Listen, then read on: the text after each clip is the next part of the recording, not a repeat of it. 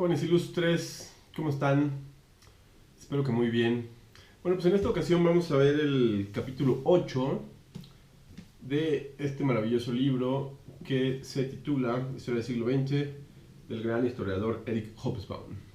Bueno, con fin de que sea más clara la explicación del capítulo, lo que voy a hacer a continuación es hacerles un resumen de los principales contenidos del mismo con ayuda de una presentación en PowerPoint con un PPT. Y bueno, en este voy a desglosar la información que aparece en el capítulo, voy a señalar como los puntos más relevantes y al final voy a destacar algunos que son particularmente importantes para entender el proceso histórico del siglo XX a nivel internacional. Es muy importante entender que el libro de Hobsbawm está dividido, digamos, en 4 grandes procesos generales: político, económico, social y cultural. En este capítulo en particular está más cargado hacia lo político, tiene algunos rasgos económicos, pero está mucho más cargado a lo político, entonces en eso se centra el análisis. Pues bueno, a continuación les presento los contenidos del texto.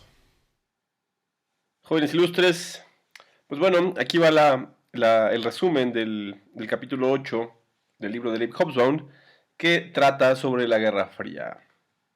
Bueno, pues el capítulo está dividido en 5 apartados.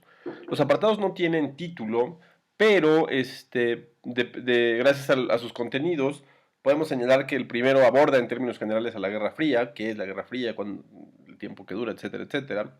Como el segundo se ocupa de cómo fue el contexto de la posguerra. El tercero, las consecuencias políticas y económicas de la Guerra Fría. El cuarto, la Segunda Guerra Fría, es a lo que se refiere Hobsbawm con una segunda etapa durante este proceso. Y finalmente, los cambios en el contexto internacional que provocó este conflicto. Pues bueno, el primer apartado que se ocupa de la Guerra Fría, pues bueno, en este apartado Hobsbawm señala pues qué es la Guerra Fría, ¿no? Pues bueno, esto se trata del enfrentamiento constante de las dos superpotencias que surgieron de la Segunda Guerra Mundial, los Estados Unidos por un lado y la Unión Soviética por el otro. El periodo que abarca esta etapa histórica es de 45 años, los cuales van de la explosión de las bombas atómicas en Hiroshima y Nagasaki al final de la caída de la Unión Soviética, ¿no?, que se dio en el 89. Y bueno, pues ¿cuáles son las características? Pues un enfrentamiento ideológico, político, económico entre estas dos superpotencias. Como ustedes saben, la Unión Soviética fue en donde se dio el ejercicio más notable de socialismo real. Y bueno, pues los Estados Unidos son el país el país moderno por antonomasia, en donde pues surge el libre mercado. Bueno, no surge, sino digamos se desarrolla o son los paladines del libre mercado, la libertad, la democracia, es decir, los valores que enarbolan la modernidad. Bueno, pues dentro de este apartado también habla sobre las zonas de influencia que tenían estas dos superpotencias. La primera de ellas, la de la URSS, la Unión de Repúblicas Socialistas Soviéticas, pues era la zona que ocupó el Ejército Rojo al final de la Segunda Guerra Mundial. Como ustedes recordarán, la Segunda Guerra Mundial termina cuando cae Berlín por los rusos. Los rusos toman Berlín, o sea, digamos, quienes acaban con el nazismo son los rusos. Y para hacerlo, pues avanzan desde Moscú hasta Berlín, y todos los países que se encontraban en esa franja, Polonia, Checoslovaquia, la República Checa, Checoslovaquia es lo mismo, estaban en esa franja, pues se volvieron comunistas, ¿no? Bueno, porque fueron ocupados por el ejército ruso. Y bueno, por otro lado está el mundo capitalista, que es los Estados Unidos, cuyo mundo de influencia era exactamente el mundo capitalista, el hemisferio occidental, los océanos, y asumiendo la hegemonía en los restos de los restos imperiales de las antiguas potencias, particularmente la inglesa, ¿no? Y bueno, el resto del mundo, esto es importante porque aquí es importante resaltar Asia. Digamos, América estaba en la zona de influencia de los Estados Unidos, y Asia fue donde se dieron el mayor número de fricciones entre estos, digamos, fue donde se desahogó. Como no hubo un enfrentamiento real entre la Unión Soviética y los Estados Unidos, pues fueron enfrentamientos laterales, y donde se desahogaron fue principalmente en Asia.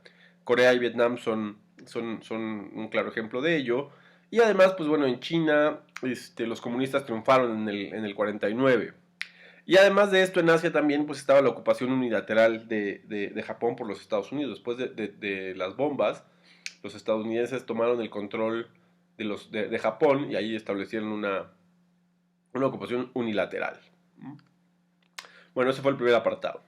El segundo apartado nos habla del contexto, o sea, cómo era el contexto tras el fin de la Segunda Guerra Mundial. Y bueno, esto es muy importante, lo rescata muy bien Hobsbawm, es cómo se encontraban los países beligerantes, ¿no? Pues había una brutal destrucción, pues imagínense, la Segunda Guerra Mundial fue brutal, Francia, Alemania, Inglaterra, Rusia, bueno, la Unión Soviética, ¿no? que resistió los embates de los nazis. O sea, había una brutal destrucción en la infraestructura, vivienda, todo, producción, todo. Había una brutal destrucción. Naturalmente habría muchísima hambre, había escasez, había necesidad, mucha necesidad. Y esto, pues naturalmente generó radicalización. Si ustedes piensan, por ejemplo, en los Estados Unidos, y se imaginan, por ejemplo, Los Simpson, ¿no? O sea, que es esta parodia del estado de bienestar gringo, que lo vamos a hacer mucha referencia durante el curso. ¿Por qué es esto? Es un obrero, ¿no? que tiene una hipoteca de una casa, 2 coches, esposa, 3 hijos, y le sobra dinero para comer langosta e ir a beber todos los fines de semana con sus amigos, ¿no? Digamos, en esas circunstancias, cuando una persona está en esas circunstancias de bienestar, pues naturalmente Homero Simpson ni nadie que esté en esas circunstancias sería un radical político. Pero ¿qué pasa cuando cuando hay pues hambre, necesidad, ¿no? Urgencia? Pues ahí surge la radicalización. Entonces, en los países beligerantes, pues eran como mucho más propicios a que surgieran tendencias políticas radicales. Por eso los partidos comunistas se fortalecieron. Entonces había una tendencia general de los partidos comunistas locales. O sea, no es ni siquiera que la Unión Soviética quisiera expandirse, sino había una tendencia natural de los partidos comunistas locales a su fortalecimiento, ¿no? Porque, digamos, las condiciones eran propicias para ello. Y bueno, por otro lado están los Estados Unidos, que salieron brutalmente enriquecidos de la Segunda Guerra Mundial, pues no se disputó en su territorio, y además pues eran los defensores de la libertad, ¿no? Del individualismo, y por ello había un profundo sentimiento anticomunista. O sea, todo lo que amenazara el American Way of Life, pues era muy peligroso para la sociedad gringa, entonces pues había un brutal anticomunismo, ¿no? Bueno, ese es el segundo apartado. El tercer apartado trata sobre las consecuencias políticas y económicas de la Segunda Guerra Mundial. Y bueno, dentro de las consecuencias políticas, pues la primera está la total exclusión del otro, ¿no? De la ideológica, política, económica de la Unión Soviética contra los Estados Unidos. Pero otra cosa muy interesante es que surgieron toda una serie de regímenes de partido único.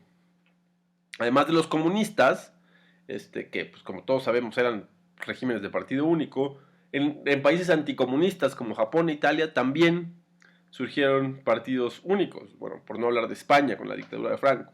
Bueno, pero esa surgió desde antes, entonces no entra esto aquí, pero bueno, también se enmarca. Y además, pues los partidos vinculados con la Iglesia Católica se volvieron también anticomunistas. Y bueno, el texto no lo señala, pero bueno, pues en México el Partido Revolucionario Institucional, que también surge antes, pues es también un partido único, digamos, encaja dentro de este proceso. Es un régimen de partido único, encaja dentro de este proceso. Ahora, las consecuencias político-económicas, que fueron 3 muy importantes, bueno, 4 muy importantes. El primero es el Plan Marshall, la segunda es el dólar y el patrón oro, y la tercera es la Unión Europea y la OTAN. Esta última, la OTAN, de carácter más político. Bueno, el Plan Marshall, el primero, tuvo el propósito de reconstruir Europa con el principal objetivo de contener el avance del comunismo. Es decir, los Estados Unidos se dieron cuenta que pues había esta propensión al radicalismo en Europa pues, por la situación en la que se encontraban. Entonces lo que hicieron fue generar un plan así brutal de destinar recursos hacia Europa a fondo perdido para reconstruir Europa, para evitar el avance del comunismo, ¿no? O sea, para evitar las radicalizaciones, ¿no? Y además de esto, bueno, ahorita vamos al siguiente, además de esto, otro de los objetivos era pues generar mercados. Entonces, si no solo era contener al comunismo en sí mismo, sino que además al contener al comunismo pues se generaban mercados, porque pues digamos, se fortalecía el mundo capitalista, ¿no? Y bueno, la segunda consecuencia fue el tema del dólar y el patrón oro, ¿no? Y es que pues el enriquecimiento de los Estados Unidos hacia el final de la Segunda Guerra Mundial fue tal que tres cuartas partes de las reservas internacionales de oro se encontraban en Fort Knox, esta base militar estadounidense que está en Kentucky, donde está la reserva internacional, bueno, la reserva de los gringos. Pues ahí estaban las tres cuartas partes del oro de todo el mundo. Entonces, esto favoreció a que el dólar se convirtiera en la divisa internacional porque estaba respaldada por oro. O sea, cada billete de dólar era respaldado por el oro que existía en Fort Knox, ¿no? Y bueno, ya una vez que empezó la reconstrucción, los países europeos, particularmente Francia, pues prefirieron empezar a comprar oro en lugar de tener los dólares que probablemente se podían devaluar. Entonces empezó, como los Estados Unidos es un mercado libre, pues no podían contener o sea, no podían restringir la venta del oro, estaba dentro del mercado. Entonces los países europeos empezaron a comprar oro a los Estados Unidos, y entonces el oro empezó a salir de Fort Knox, y a la vez que aumentaba esto no, en un principio no perjudicaba a los Estados Unidos, porque a la vez que aumentaba la demanda de oro, pues el precio subía. Entonces, si el precio del oro subía, pues las reservas internacionales de los Estados Unidos valían más.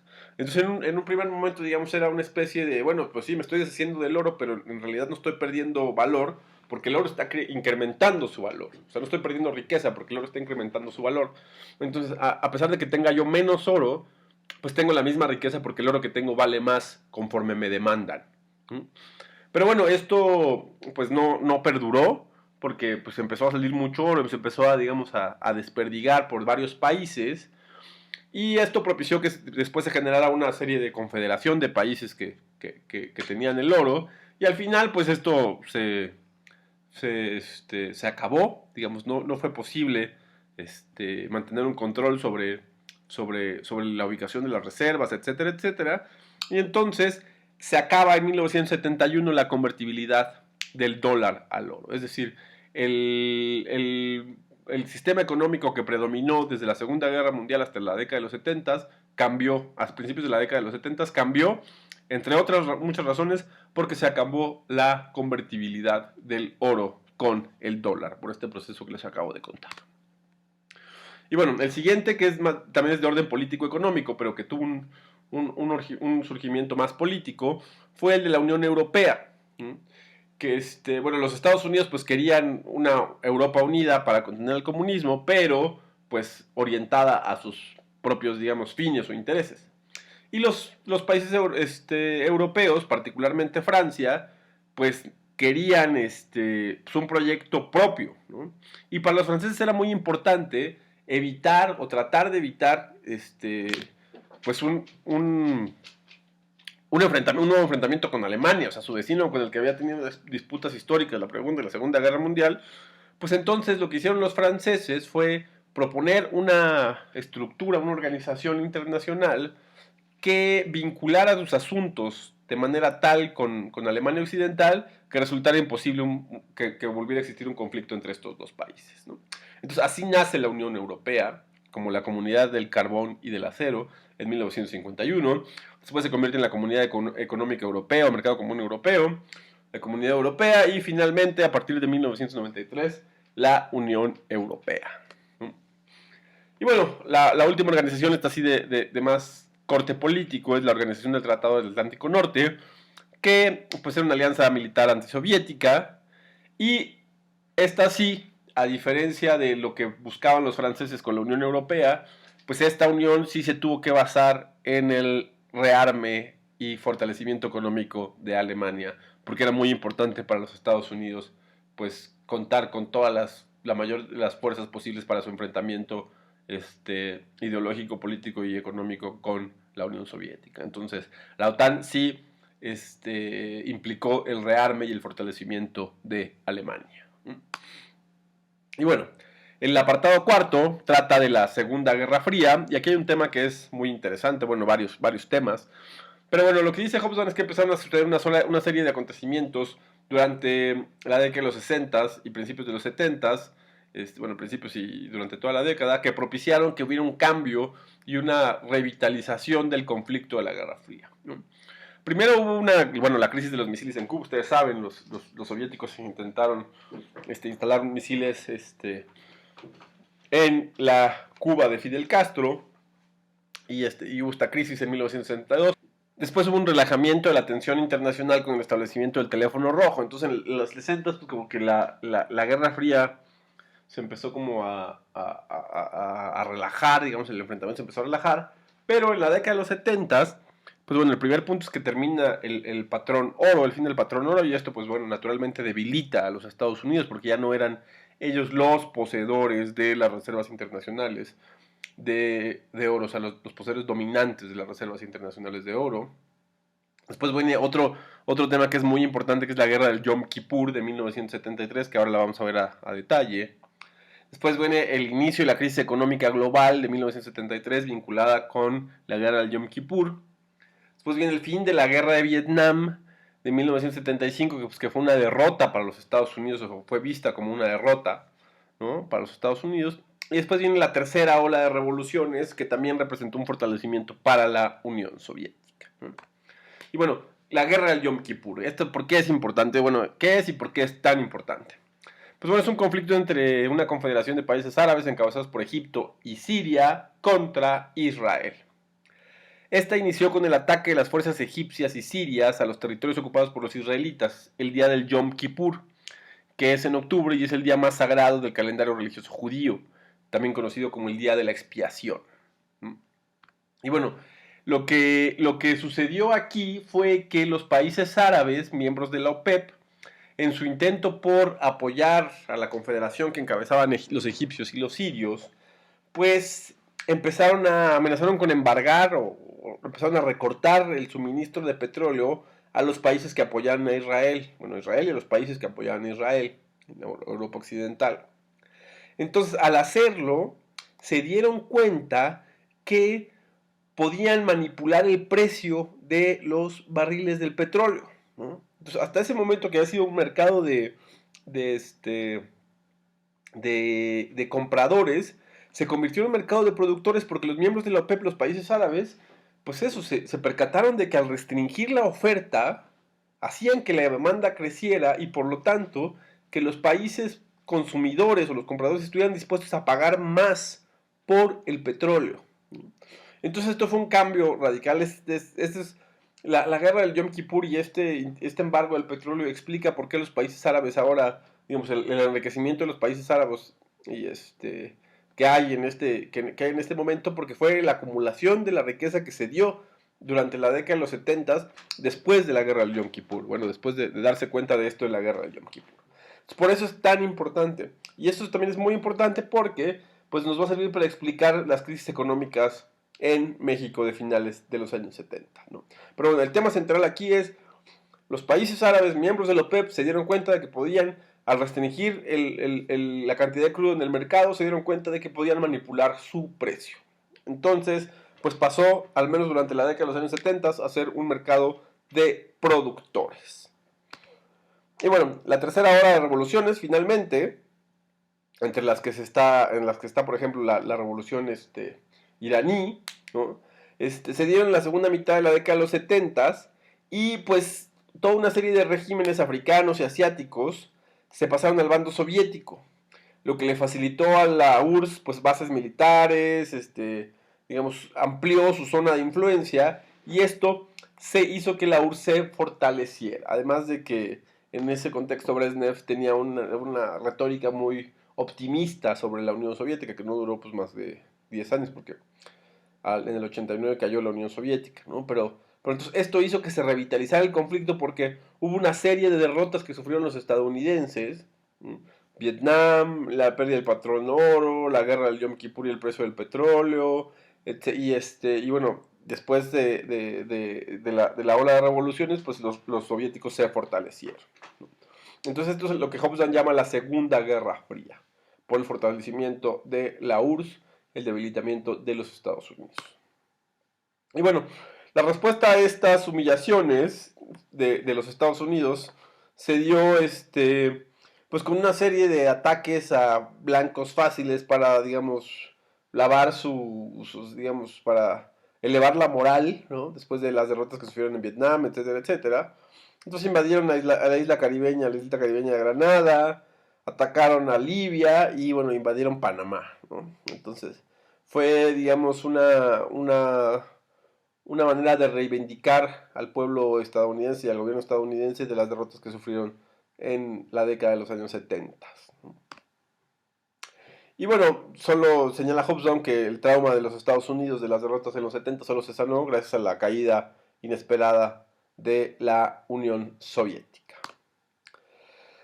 Y bueno, sobre el fin de la Guerra Fría, de esta segunda etapa, bueno, que coincide todo, Hobsbawm señala que el mundo le debe mucho a Mikhail Gorbachev porque fue él quien convenció al gobierno de los Estados Unidos de que la carrera armamentista era una locura y que la URSS tenía el firme propósito de abandonarla. Entonces, este líder del partido soviético, del Partido Comunista Soviético, Mikhail Gorbachev, fue el que inició las políticas de transformación de la glasnost y la perestroika, y que fueron, digamos, reestructuras económicas y políticas, y fue el que convenció a los Estados Unidos que ya era una locura este tema de la Guerra Fría, y esto propició la caída de la Unión Soviética, y esto es lo que, digamos, lavó el honor de los estadounidenses, que no lo esperaban, y bueno, de todas maneras siguen siendo una potencia internacional, a pesar de esas derrotas lo siguieron siendo y lo siguen siendo hasta ahora, naturalmente, como es evidente y claro, ¿no? Y bueno, aquí este es un texto, una cita a Hobsbawm, dice, por eso es por lo que el mundo le debe tantísimo a Mikhail Gorbachev, porque él solo, no solo tomó la iniciativa, sino que consiguió él solo convencer al gobierno de los Estados Unidos y a los demás gobiernos occidentales de que hablaba sinceramente, de que la Unión Soviética estaba en un proceso de transformación. Y bueno, ¿cuáles fueron las consecuencias que trajo la caída de la Guerra Fría y el fin de la Segunda Guerra Fría? Pues en primera instancia terminó con una larga etapa de gobiernos centralistas y socialdemócratas moderados, es decir, con estos gobiernos comprometidos con el estado de bienestar, ¿no? Entonces, con la caída, con el fin de la Guerra Fría, que se puede leer en términos económicos y políticos como un contenedor, ¿no? O sea, fue como una presa la Guerra Fría que hizo que el desarrollo, por ejemplo, del capitalismo se detuviera, ¿no? Cuando cae la Guerra Fría, pues se rompe esa presa, entonces viene un aceleradísimo proceso que es a lo que ahora conocemos como neoliberalismo, pues que estaba como contenido debido a las políticas económicas que se dieron durante la Guerra Fría orientadas a contener, al generar estado de bienestar para contener la amenaza del comunismo, ¿no? Entonces en la década de los 80 empezaron a llegar gobiernos de derecha ideológica comprometidos con el empresariado, la CFR, ¿no? Como Ronald Reagan en Estados Unidos o Margaret Thatcher en Gran Bretaña. Es decir, como ahora ya no existía la amenaza o como se veía que la amenaza iba a, estaba menguando, la amenaza del avance del comunismo, pues el liberalismo se empezó a acelerar. Y bueno, ¿cuáles fueron los cambios en el contexto internacional que trajo la Guerra Fría? Es el último apartado, ¿no? Y bueno, según Hobsbawm, este conflicto, la Guerra Fría, transformó la escena internacional en tres sentidos. Digamos, eliminó el primero o eclipsó totalmente las rivalidades y conflictos de todos los países salvo uno, que era el conflicto ideológico a nivel internacional. Congeló la situación internacional y al hacerlo estabilizó lo que era un estado de las cosas provisional y por fijar. Esto es a lo que me refiero con la metáfora de la presa. Y bueno, pues eso también explica toda la serie de conflictos post o de guerras como la guerra del Golfo, ¿no? Que son como mecanismos o válvulas de escape para desahogar la producción armamentista y toda la inversión que hay en armamentos en Estados Unidos. Y bueno, también la venta de armas a México, la llegada de armas a México. Y bueno, ¿cuáles son los temas relevantes para entender el proceso que se da en la segunda mitad del siglo XX o el siglo XX corto? Y bueno, el primero es la Guerra Fría, que fue un conflicto ideológico, político y económico entre los Estados Unidos y la Unión Soviética, que duró 45 años y que se puede dividir, de acuerdo con Hobsbawm, en dos etapas. La primera del 45 al 74 y la segunda del 74 al 89, ¿no? Que es donde se da la Segunda Guerra Fría. Y bueno, durante la Guerra Fría surgieron regímenes de partido único, los gobiernos socialdemócratas comprometidos con el estado de bienestar, esa es otra de las consecuencias importantes. También surgieron regímenes... Ah, bueno, esto ya lo señalé. A ver. Chan, chan.